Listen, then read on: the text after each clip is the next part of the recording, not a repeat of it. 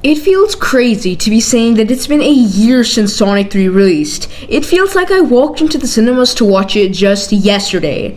Anyways, a lot of people have been thinking, is Sonic 3 actually that good? So today, I'm going to be diving into it and seeing how well things hold up after a year. I hope you guys enjoy, and with that, let's head straight into it. Alright, so for a really quick story recap of the movie, it basically focuses on Eggman's grandfather Gerald and his creation Shadow trying to destroy Earth because Maria was killed in a lava accident. Eventually, Shadow realizes his wrongs and decides to work with Sonic and the team to set things right. Now, something that a lot of people enjoyed about Sonic 3 was the insane amount of Easter eggs. We got things like the Live and Learn acoustic cover when Shadow was breaking free, and even the Sonic CD referenced in the intro.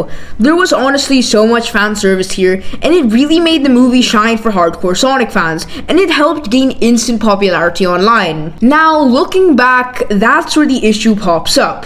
See, none of these moments were inherently bad, they just feel very, very weak compared to some other emotional moments later on. They helped out in the opening weekend, but they just feel really bland when you're rewatching. A lot of the movie relies on these moments for jokes or entertainment, but I think they aged quite badly compared to how they were when the movie came out. The time could have been used to develop some characters further, which takes me to my next point. Shadow.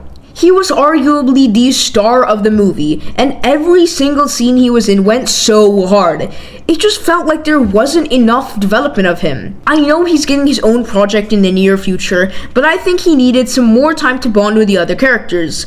In the movie, things were quite rushed. We were introduced to him, then he was helping the Robotniks, then they were in space, and then he betrayed Gerald. Just like that, his arc was finished in a snap. Looking back, all I want out of this movie is more Shadow, just more development and more screen time for him. He's got so many stories to tell, and the producers should definitely lean into it. Before we continue, I want to ask you guys to do me a favor and hit that subscribe button. It really helped me out on my journey to hitting 15,000 subscribers before the end of 2026. Moving on, what we don't need more development for is the humans. Alright, so this one is pretty debated on in the community, but I think a lot of people can agree that the humans were just too involved in the movie. This was an underlying issue of the second Sonic movie as well. The humans were just way too involved. Other franchises like Transformers used to face these issues too, being centralized around the humans, but they shifted that narrative in newer movies, and I think Sonic forced to do the same. Personally, I find the human subplot works really well for the first Sonic movie because it was all about Sonic finding his place and his family on Earth. But now that he's got that, he also knows Tails, Knuckles, and Shadow.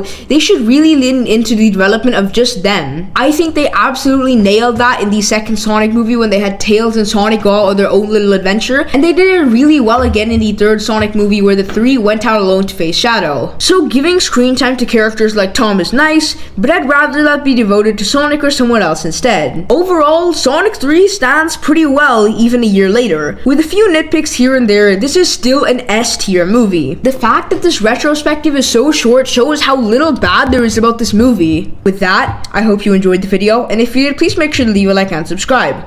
I'll see you in the next one. Bye!